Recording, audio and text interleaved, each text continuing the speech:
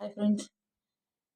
வெள்ளிக்கிழமை செவ்வாய்க்கிழமை யாருக்கும் உப்பு புளி மிளகா அரிசி பருப்பு எண்ணெய் பால் தயிர் சர்க்கரை அப்புறம் மஞ்சள் குங்குமம் இந்த மாதிரி மங்களகரமான எந்த பொருளுமே நாம் மற்றவங்களுக்கு கொடுக்கக்கூடாது. அதே மாதிரி நாமளும் போய் யார்கிட்டேயும் வாங்கக்கூடாது.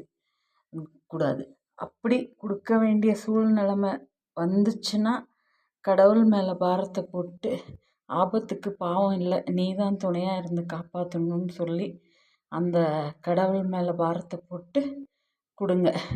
அதுக்கப்புறம் வெள்ளி செவ்வாய்க்கிழமை வீட்டில் நான்வெஜ் செய்யக்கூடாது, கீரை கடையக்கூடாது, புளிக்குழம்பு வைக்கக்கூடாது, முட்டை வறுக்கக்கூடாது.